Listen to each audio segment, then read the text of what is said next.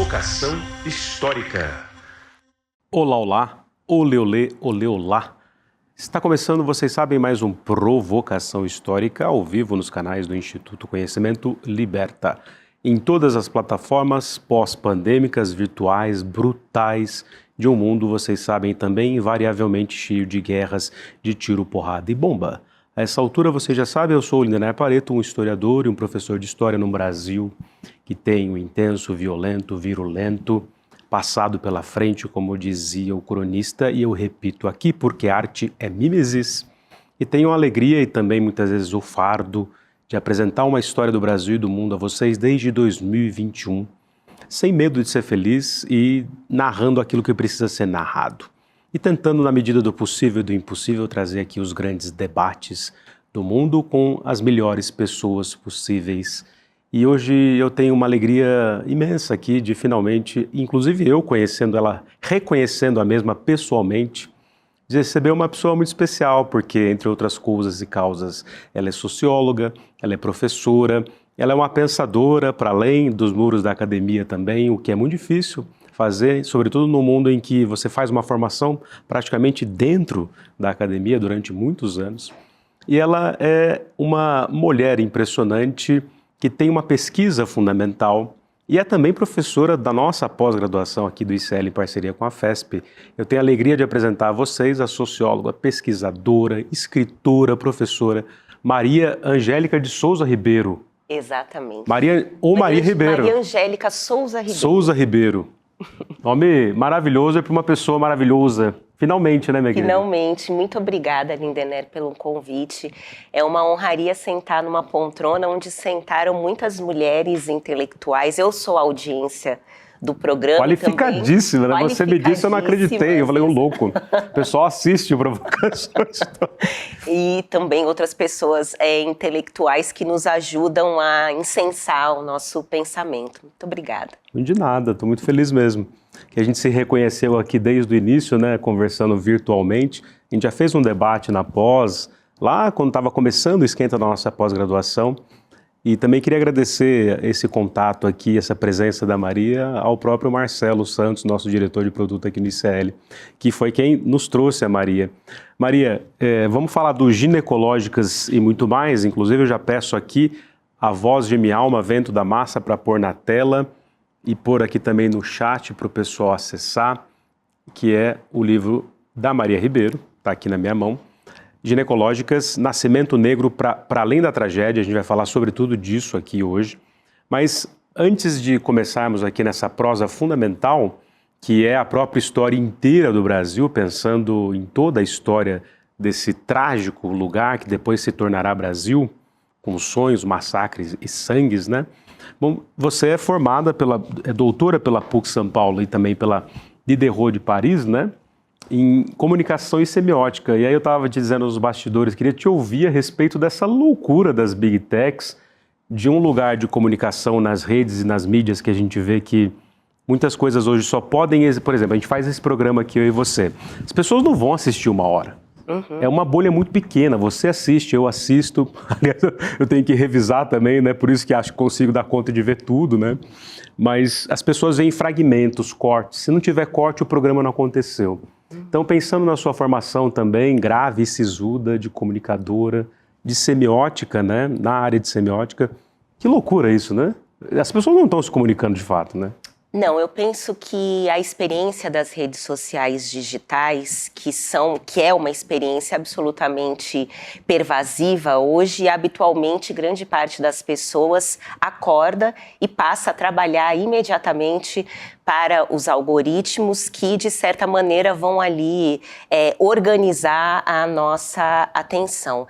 E, de fato, essa ocupação das redes sociais, elas têm sugerido um tipo de atenção bastante fragmentária.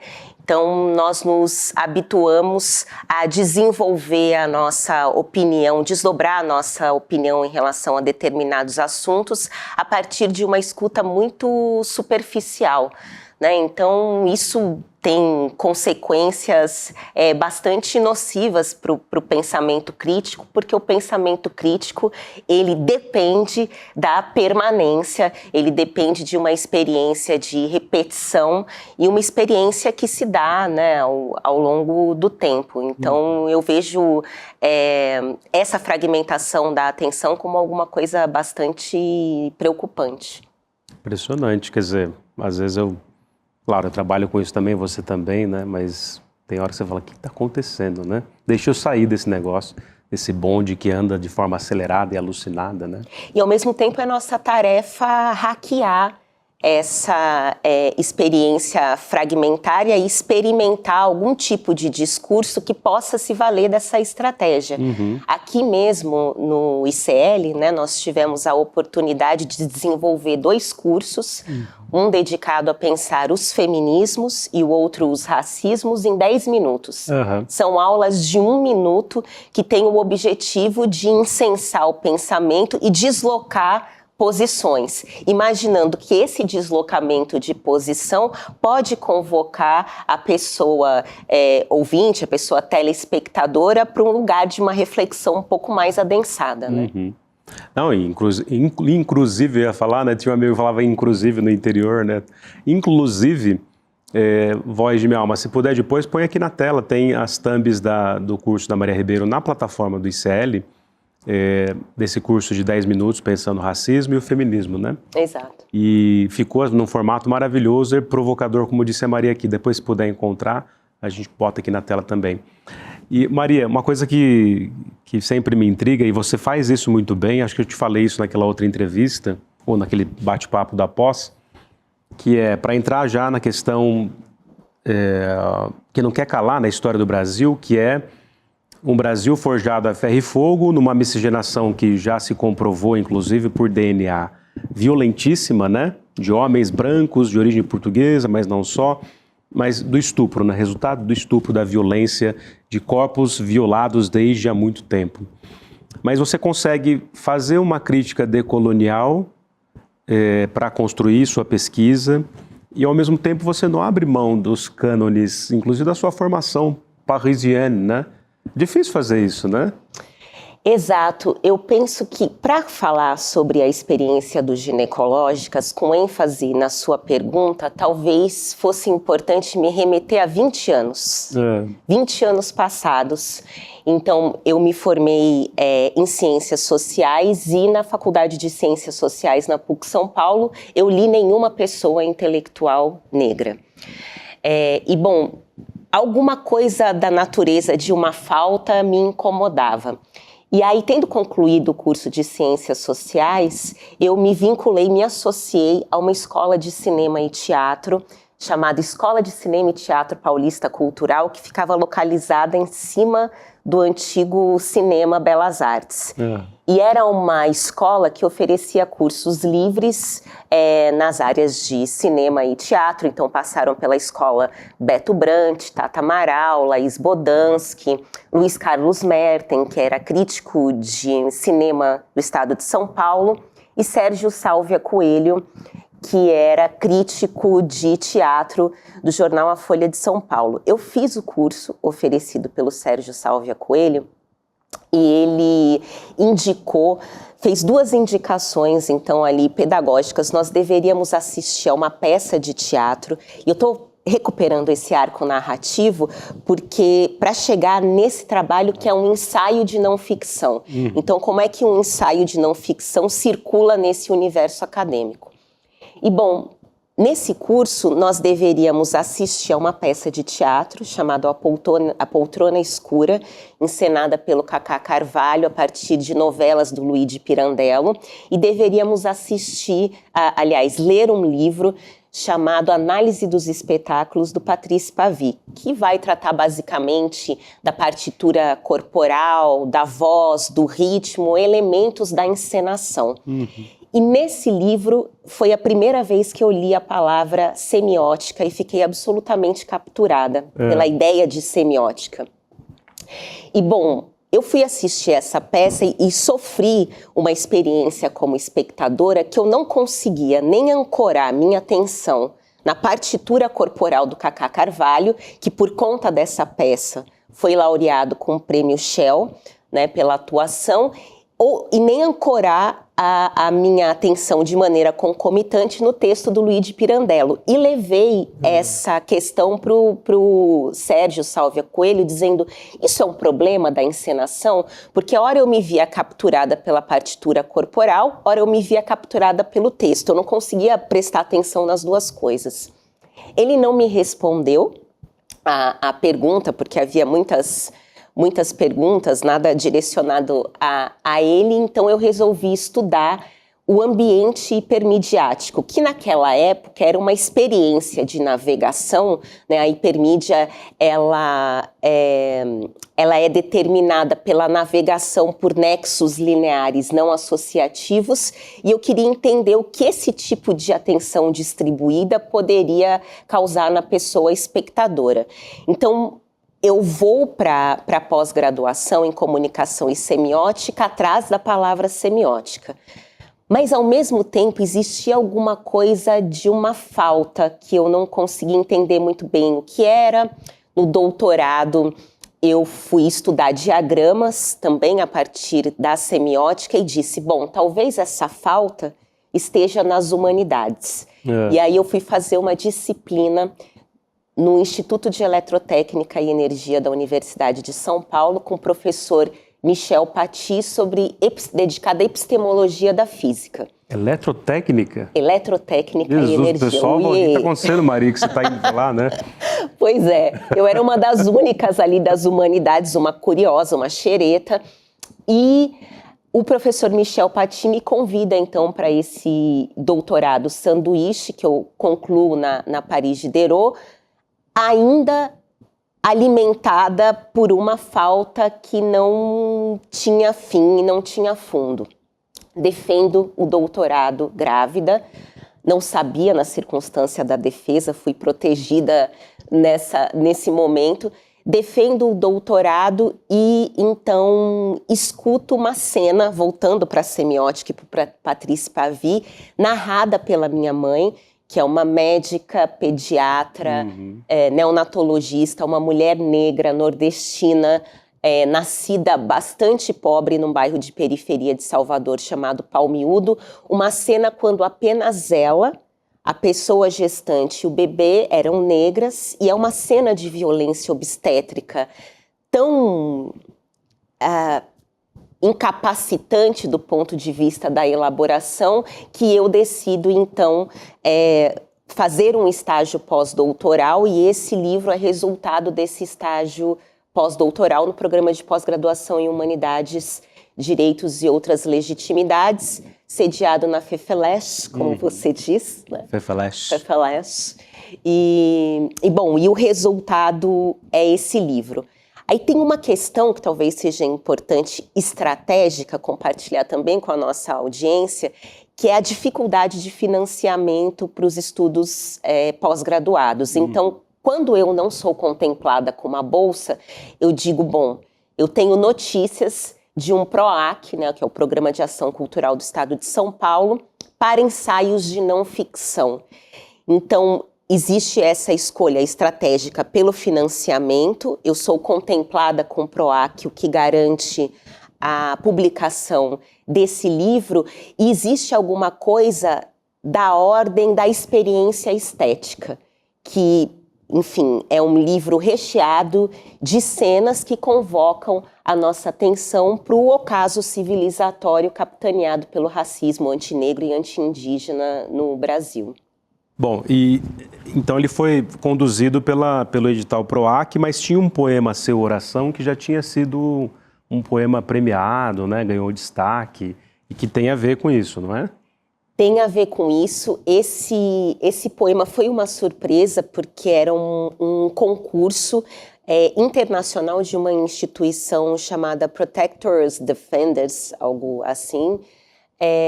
E esse poema ficou entre os 5 poemas brasileiros escolhidos, e ele foi o resultado de uma oficina de escrita para pessoas negras, conduzida pela Luby Prats, que é também a editora do livro, né? A nossa editora da Lube, conduzida pela Lube, e um poema que me organizou muita coisa, né? Que é isso, é um menino negro sendo confrontado com a virulência da brancura. E então, enfim, fiquei muito feliz de ter sido contemplada, e esse poema, ele é o início dessa jornada, que é a jornada do meu encontro com as relações étnico-raciais. Porque, veja, na graduação não li qualquer pessoa negra. Na pós-graduação... No curso de Ciências Sociais. No curso de Ciências Sociais na PUC São Paulo. Comunicação e semiótica, menos ainda. O que me leva para as pessoas intelectuais negro-brasileiras e outras também de outros países é o fato de ter engravidado, e é muito curioso, né, como é que a informação circula e a importância do cuidado que é gerido pela comunidade. Então, é uma cena que eu conto no livro também, e aí eu insisto na coisa da cena e fiz questão de contar do Patrice Pavis, porque existe também uma mística, como as pessoas pensam na universidade, como se fosse uma espécie de determinação divina, né? Apenas as pessoas escolhidas são capazes de compartilhar argumentos.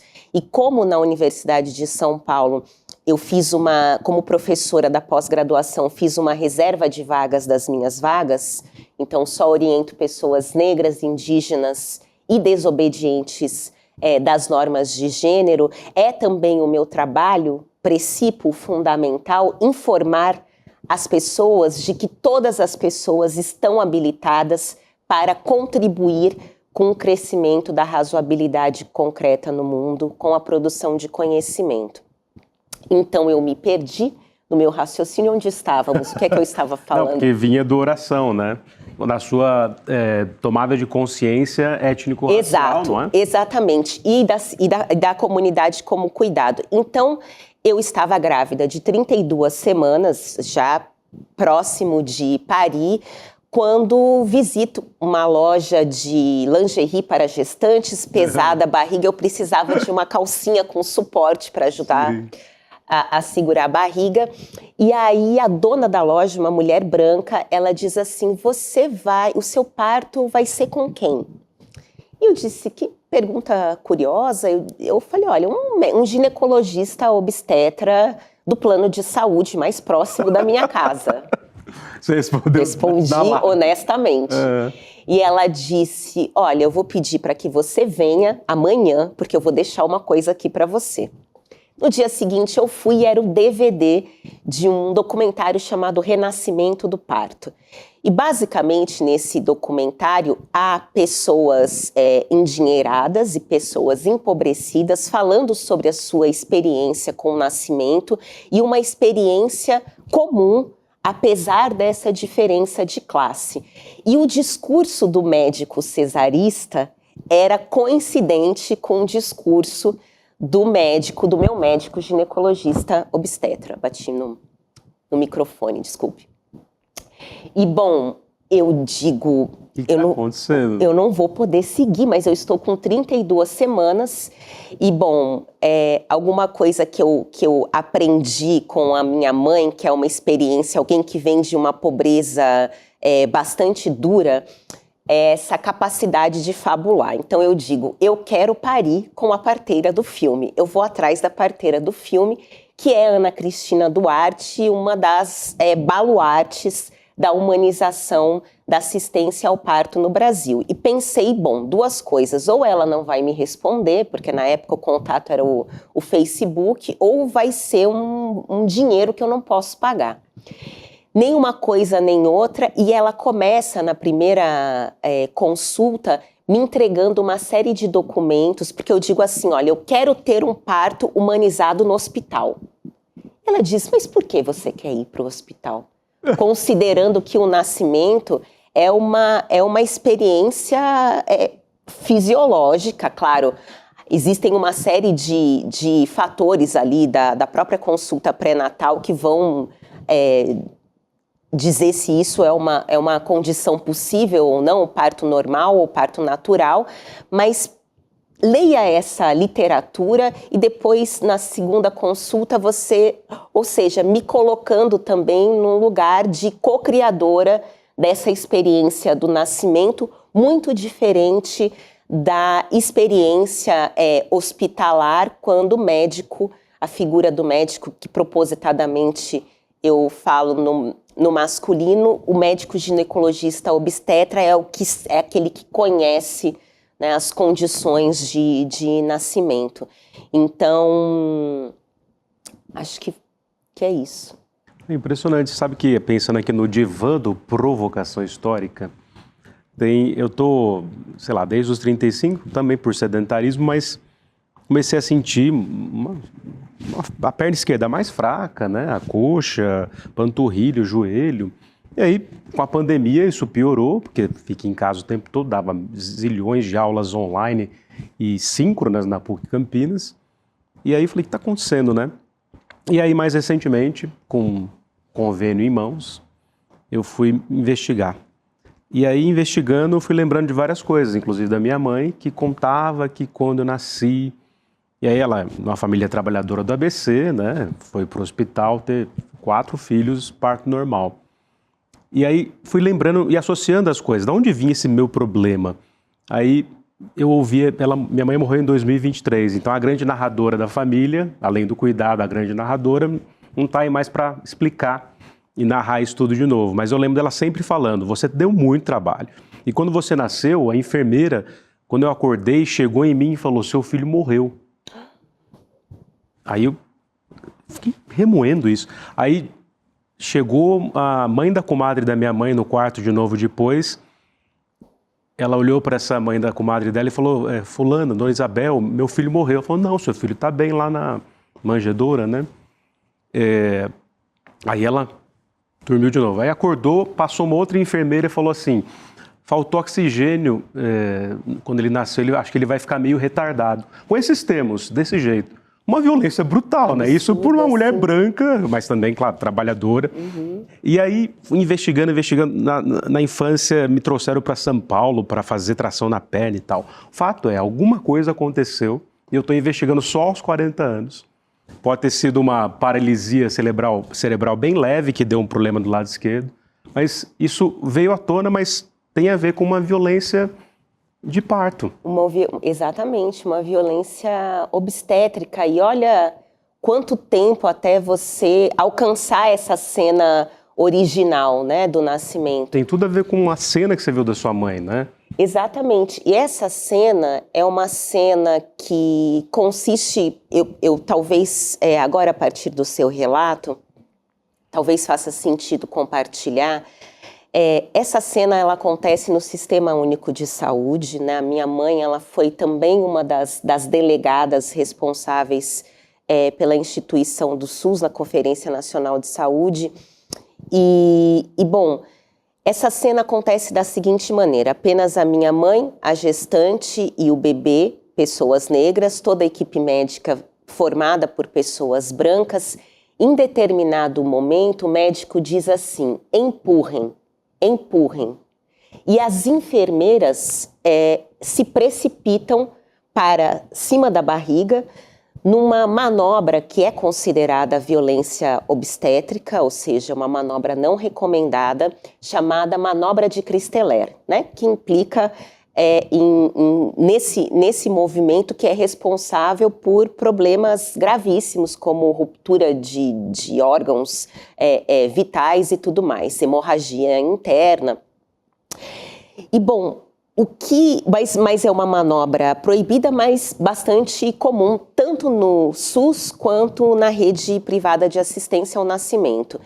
E aí o médico diz, não, empurrem a criança de volta. Ou seja, na circunstância do nascimento, veja que eu fiz ciências sociais, eu não sou médica e não sou obstetra, né? Um pouco de força, de vontade de estudar alguns processos, o que vai se desdobrar na própria ideia de humanização, porque as pessoas associam a humanização da assistência ao parto a parir na banheira, a comer a placenta, a que mais? Escutar Maria Bethânia durante o trabalho de parto. Romantizam o sagrado feminino, né? Exatamente. E humanização da assistência ao parto significa garantir que o binômio gestante-bebê terá acesso às evidências científicas, né?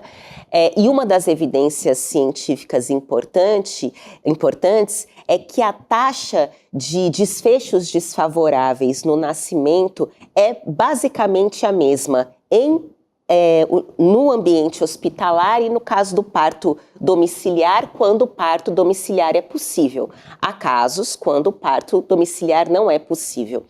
Então, essa cena, o que aconteceu? O bebê, ele travou ali na saída. Esse momento, ele é conhecido como distócia, quando alguma coisa ali está errada, mas existem manobras para favorecer essa saída, manobras desconhecidas pelo médico. Então, a imagem de uma mãe branca empurrando uma mão branca, empurrando uma criança negra em pleno estado de futuro para dentro da cavidade pélvica, para que esse médico pudesse fazer uma cirurgia, isso foi absolutamente desorganizador. E eu pensava, por que não paramos as máquinas imediatamente?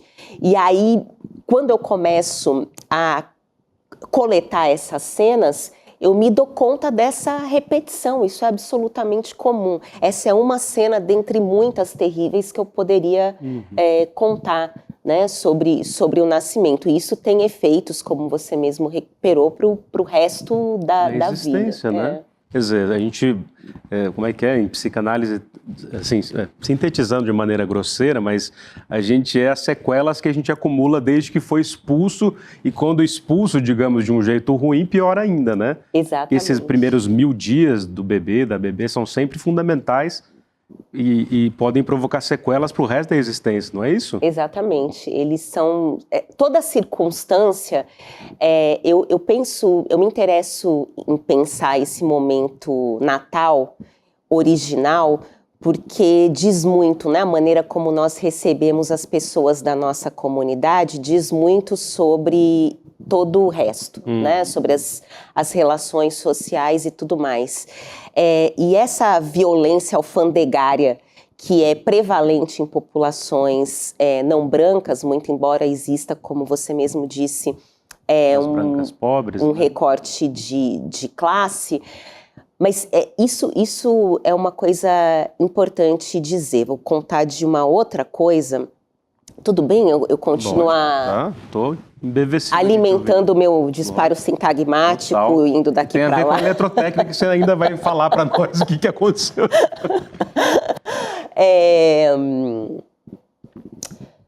Nós temos aqui em São Paulo uma casa que é chamada Casa Ângela, uma casa de parto, né, localizada num bairro de periferia.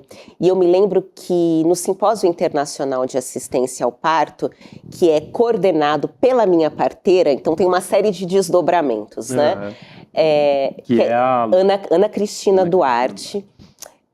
A Casa Ângela, eu assisti uma apresentação da Casa Ângela no CEAParto, Simpósio Internacional de Assistência ao Parto, e um case extraordinário, que dava conta da seguinte notícia: quando as pessoas gestantes são deixadas livres para parir, bem assistidas por meio de evidências científicas, as pessoas gestantes, a Casa Ângela chegou a um índice de 0% de laceração, né? De laceração no períneo, aquela região entre o ânus e a vagina. Que é o que, em geral, os médicos ginecologistas davam aquele talho, né? Exatamente, que é a episiotomia, né? O famoso PIC, que também é feito de maneira fundamentalmente, tanto no sistema público quanto privado, de maneira protocolar.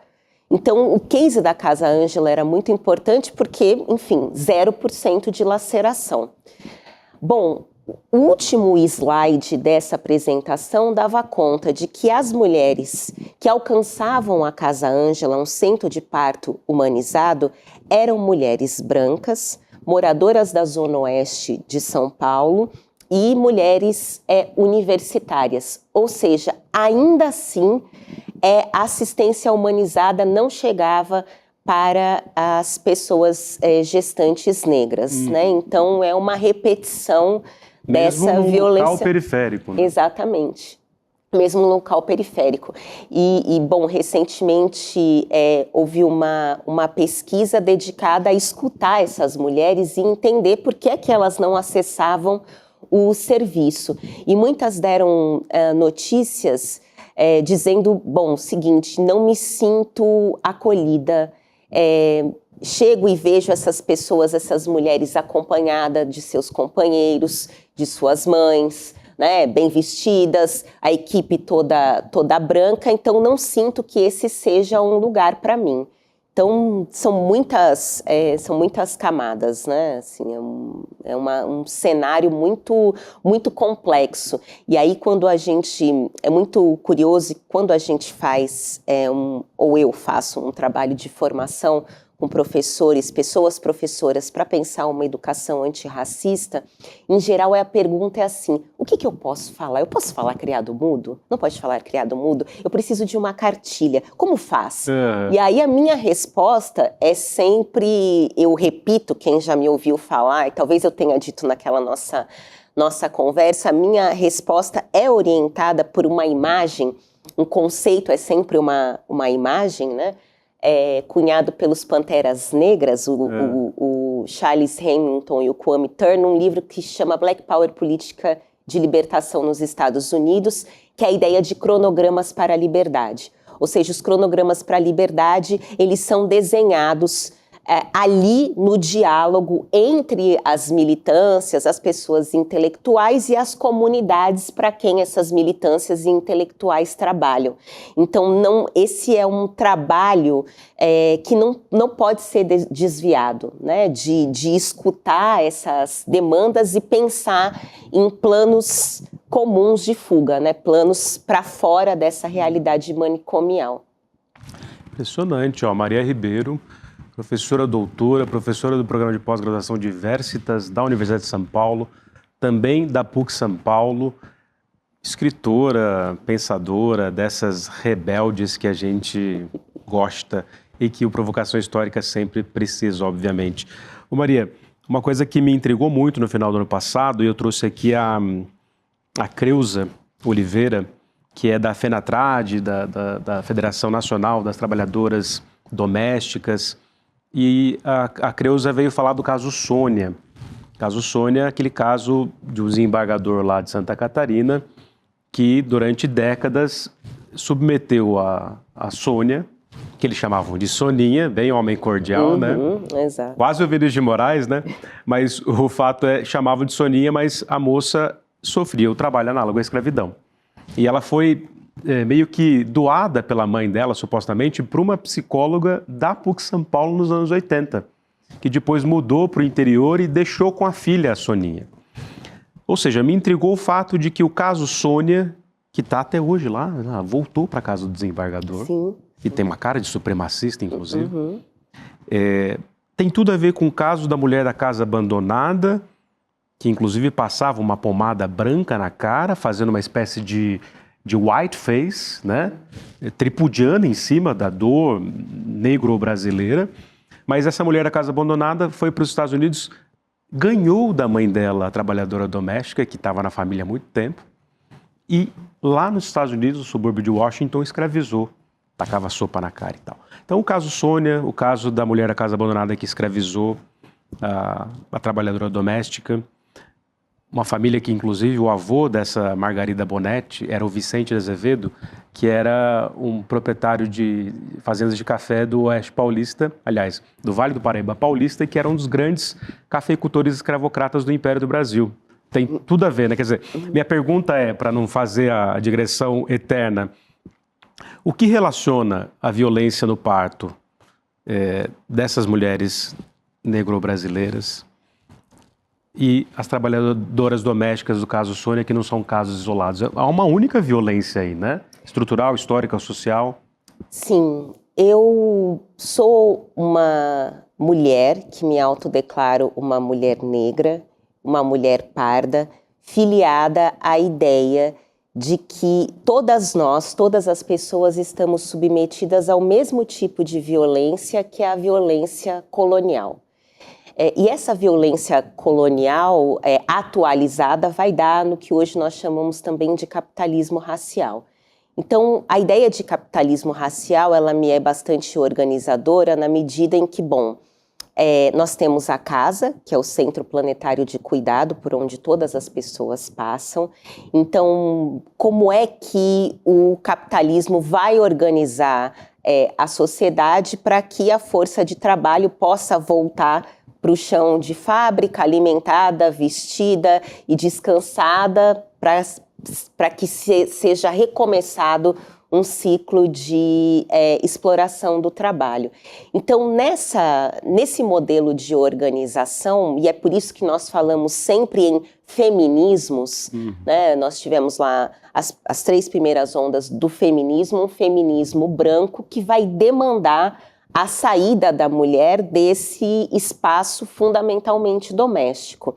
A saída desse espaço fundamentalmente doméstico da mulher branca acontece porque a mulher negra está lá limpando, cozinhando, cuidando dos filhos, né, da mulher branca.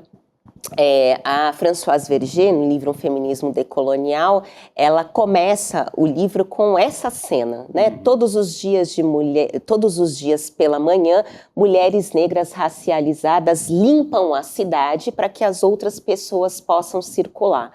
Então, a desumanização, ela tem a função de cristalizar também os papéis sociais, né? Então, a expectativa é que mulheres negras sigam essa determinação que começa lá com a ama de leite. Aí, se eu for deixar uma indicação para pensar essa cena que você traz, é o texto, que é uma comunicação da Lélia Gonzalez, Racismo e Sexismo na Cultura Brasileira, quando ela vai recuperar a imagem da mulata, da ama de leite, né? Enfim, a mulher negra nesse lugar de cuidadora, para que ela mantenha operante a casa, e uma vez mantida operante a casa, as outras figuras possam viver de acordo com a sua própria determinação, né? E nesse desculpe, só mais um comentário, um adendo, Lindener, porque recentemente, acho que há alguns dias, Mirtz, mãe de Miguel, defende o seu TCC, e um TCC dedicado a pensar trabalho doméstico e escravização. A cena da queda do Miguel, que é um assassinato, é uma cena também constante do livro, porque, enfim, isso de Mirtz desce para passear com um cachorro, né, de Sari Corte Real. E aí aquela tentativa frágil de intervenção, né, da Sari para que o Miguel saísse do elevador.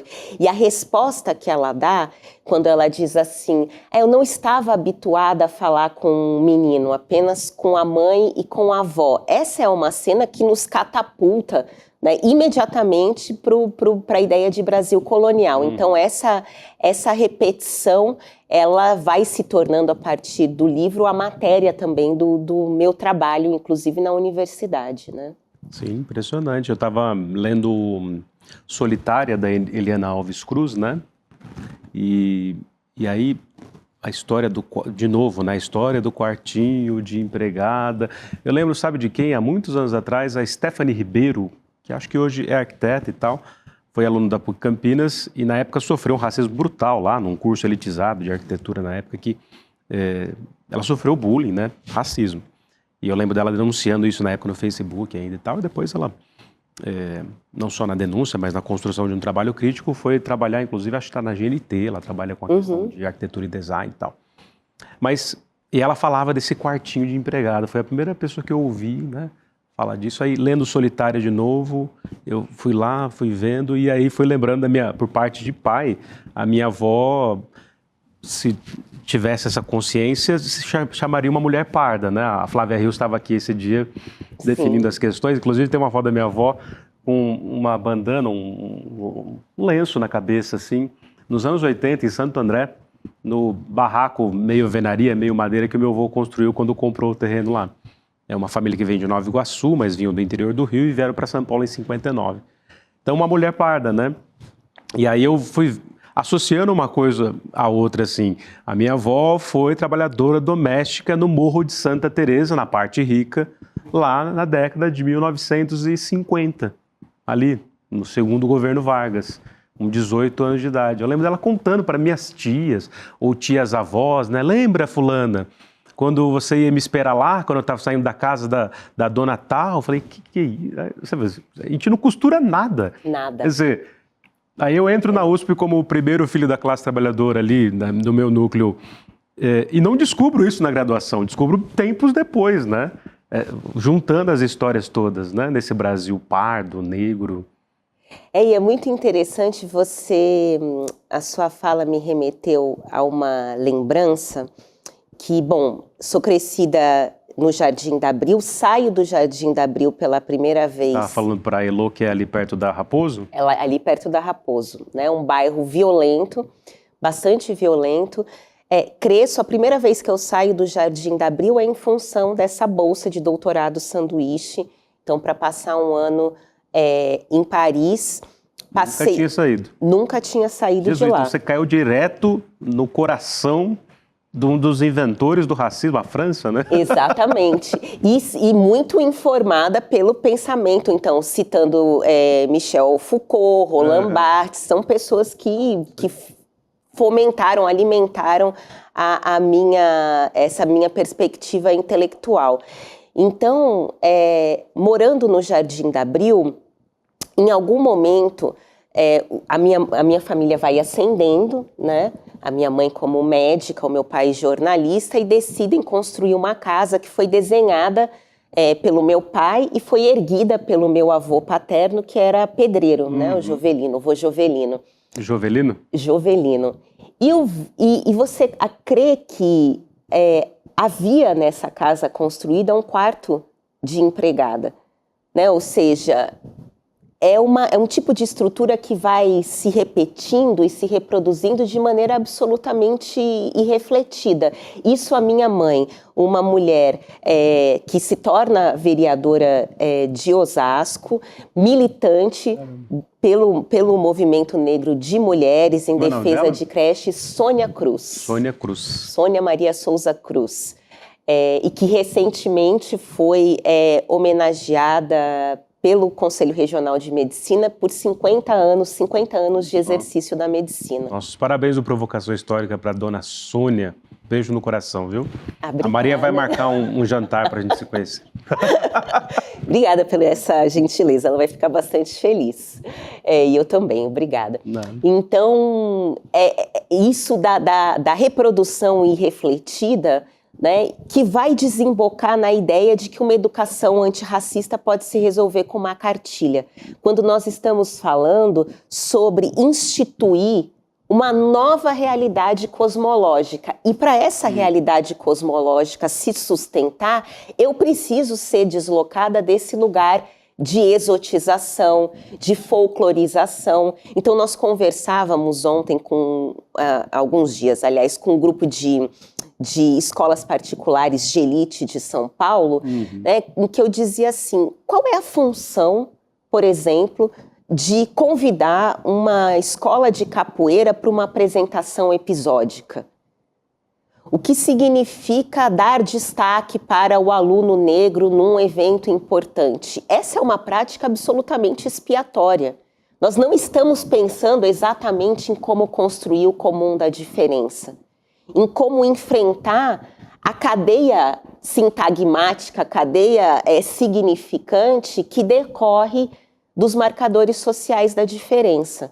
Né? Os marcadores sociais da diferença significa que, bom, existe uma marca, ela é social porque essa marca informa as nossas relações sociais e é da diferença porque essa diferença corresponde a uma lógica classificatória que tem o objetivo de hierarquizar as relações. Então não vai ser simples assim. A nossa convivência não vai ser a partir da cartilha, de repente estamos todas as pessoas na Arca de Noé, ali, né, com leões e plantas e rios e frutas e girafas.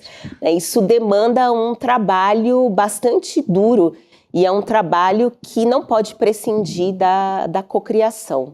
Né? Eu, enfim, né, tenho cá para mim que o apartheid brasileiro é um dos mais sofisticados de todos os tempos, né? Porque ele faz, inclusive, um sujeito que nem eu, que tem uma origem não só de classe operária, mas também via paterna, ligada à minha avó e tal, ao meu avô também, né? Porque olha que loucura, o divã aqui da memória, né? Esse Pareto que eu tenho vem de Oswaldo Pareto, meu bisavô, que era filho de uma escravizada liberta, a Maria Tomásia, com um italiano. Então, eram 7 filhas, ele era o 8º e era o único homem. Esse meu bisavô, Oswaldo Pareto, é quem casou com a Adalgisa de Bois, que era uma filha de franceses pobres, operários. E aí esse casal teve uns 8, 9 filhos. E meu avô Leonel era o mais velho. Só que a única irmã que sobrou, que tem mais de 80 anos, é uma mulher negra. É uma mulher, no mínimo, parda, né? Quer dizer, que loucura isso. Isso nunca foi narrado dessa forma pra gente, né? Aí a gente entra no apartheid assim automaticamente, mesmo tendo essa origem, né? A USP também embranquece, né? Exatamente. Não tem isso? Exatamente, porque quando nós nos remetemos à cena da chegada dos portugueses no Brasil, imediatamente nós associamos a violência à violência física e que ela é um fato, né? O nutricídio, o estupro. O Fanon, ele tem um texto, Franz Fanon, que é um psiquiatra martiniquense, tem um texto, uma comunicação também num congresso, chamado Racismo e Cultura. E ele vai dizer que o racismo começa pela expropriação cultural, porque é na cultura onde estão depositadas as nossas ferramentas de enfrentamento. Né? A Marimba Ani, também uma outra filósofa importante, vai dizer que a cultura é o sistema imunológico de um povo. Então, sequestrar os bens culturais significa expor esse grupo social ao adoecimento, né? Então, existe a violência, que é a violência física, mas também existe uma violência que é a da matriz de pensamento colonial. E isso é absolutamente inescapável em certa medida, porque, como você mesmo disse, o momento da saída na circunstância de um parto normal ou natural, que é chamado de período expulsivo, nós somos expulsas todas as pessoas da cavidade uterina direto para dentro da linguagem. Isso acontece na cena hospitalar. Né? O hospital precisa emitir um documento, que é a Declaração de Nascido Vivo, anunciando que aquela nova pessoa integrante da comunidade é uma mulher ou um homem. Se é uma criança nascida intersexo, até uns anos atrás, a comunidade médica com a família se reunia e dizia, bom, e aí? Nós vamos para que lado? Menina ou menina? Quer dizer, impensável... Usar o termo hermafrodita, por exemplo? Exatamente, o termo hermafrodita. É de uma impossibilidade da matriz de pensamento considerar que essa pessoa pode crescer intersexo, por exemplo, e quando ela bem entender ou se decidir por ser um homem, por ser uma mulher, ou por não se filiar... Por ser simplesmente. Por ser simplesmente, né? Ou seja, essas normas de gênero não atendem o meu desejo de inscrição da minha própria presença no planeta Terra. E aí? Né? E aí a gente mata, e aí a gente impede o acesso à universidade. Você veja, eu estou num programa, né, o Diverstas, que oferece, ora, 80% das suas vagas para as políticas de ação afirmativa, um ano 80%, no outro ano 50%, que já é alguma coisa que eu tenho bastante dificuldade de entender. Mas essa foi uma negociação ali em colegiado, e tudo bem. Nós não conseguimos alcançar as pessoas trans, por exemplo. né? Porque uma das dificuldades é porque até chegar na pós-graduação há uma série de entraves que são que não dizem respeito apenas ao acesso, né? Porque a política de ação afirmativa, em muitos momentos, ela se ocupa com a cena do acesso, da entrada. Mas é fundamental pensar a permanência, porque existe um contingente enorme de pessoas, estudantes, pesquisadoras, não brancas e desobedientes das normas de gênero, que não suportam o ambiente universitário. E aí a gravidade, uma outra pergunta que eu ouço com muita frequência é, bom, se o ambiente universitário é tão violento, por que seguir disputando esse lugar, né? Essa é uma pergunta, às vezes as pessoas se desculpam antes de fazer as perguntas, mas eu como professora de metodologia do trabalho científico, considero que todas as perguntas são importantes, né? As perguntas, a formulação da pergunta, do problema de pesquisa, é a primeira etapa do pensamento científico, né? O que é exatamente que captura a sua atenção, de maneira que você não pode seguir a não ser respondendo essa pergunta. Então, por que disputar a universidade um lugar tão violento? Primeiro, porque a universidade é um lugar onde pode ser instituída uma comunidade dedicada à produção do conhecimento. Então, é um lugar onde as pessoas se encontram. E depois, porque a produção acadêmico-científica da universidade que vai informar as políticas públicas. E aí, voltando para a questão do parto, depois a gente pode compartilhar com a audiência a fonte dessa informação, mas a Universidade da Califórnia, ela fez há talvez uns 3 anos, uma pesquisa com 1.800.000 bebês. Caramba! E ela chegou à seguinte conclusão: crianças negras assistidas por pessoas profissionais negras têm 3 vezes mais chances de sobreviver do que se assistida por pessoas brancas. Entende? Então, a gente não pode. Isso é absolutamente aterrador. E a gente precisa escapar de uma lógica mais rápida, de uma solução mais rápida. Precisamos formar pessoas médicas negras. As pessoas negras, elas vão se formar naquilo que for do desejo delas. Né? Nós precisamos construir uma comunidade que seja capaz de se sentir afetada pela violência de tal maneira a demandar, por exemplo, a revisão dos currículos, enfim, e políticas de permanência que tenham no seu horizonte isso que o Achille Mbembe, né, camaronês, chamou de comum da diferença. Lindamente, tragicamente, né, Maria? Queria te agradecer por ter vindo aqui e estou muito feliz de ter reconhecido você pessoalmente agora. Muito obrigado por ter vindo e trazido aqui suas reflexões, pesquisas, uma pensadora aqui rebelde de primeiríssima linha. Fiquei muito feliz de conversar com você, te ouvir, aprender com você. E para acabar, 2 coisas, de novo, né, Vento da Massa, o livro da Maria, Ginecológicas, de Dona Maria Ribeiro, o Instagram dela também está aí, @Dona Maria Ribeiro, e Ginecológicas, Nascimento Negro para Além da Tragédia, que é a grande questão da história do Brasil, pensando aqui nas mulheres negras, na diáspora, né? Mas também nas mulheres indígenas, enfim. E então põe aqui no chat para todo mundo. A Maria tem também aqui os cursos de 10 minutos sobre feminismo e racismo, provocando vocês. Tá aí, entrem aqui no site do ICL, icl.com.br, apoie a nossa causa, os nossos cursos livres, mais de 300, documentários, podcasts e assim por diante. Venham para o nosso instituto. E finalmente, Maria, olhando para a câmera da verdade, aquela ali, na semiótica do mundo, né? Dessa espetacularização que o Debord criticava, né? Mas enfim, o Brasil ainda pode ser o país do futuro ou isso é uma falácia? Olha, eu penso que nós jamais podemos nos desviar. Câmera. Nós jamais podemos nos desviar do futuro.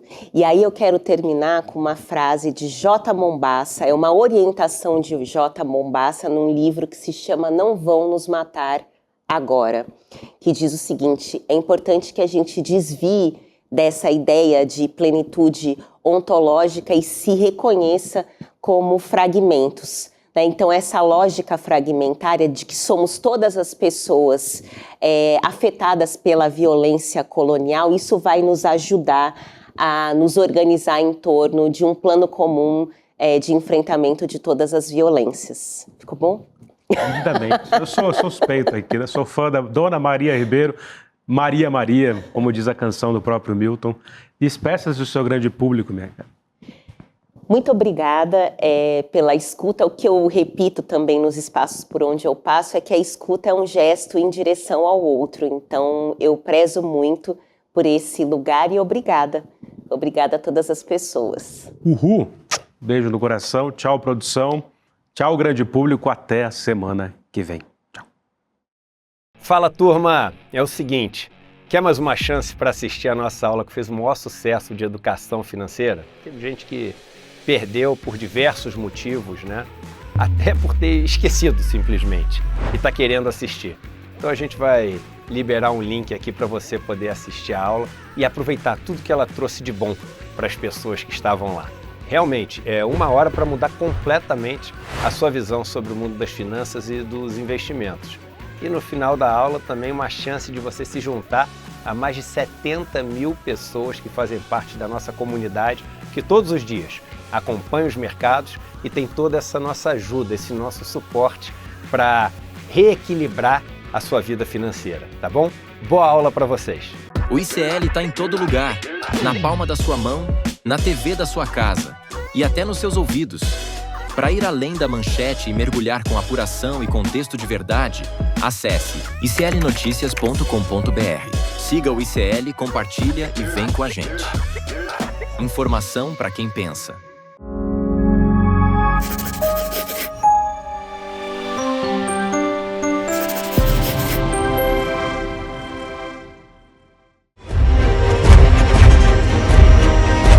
Provocação histórica.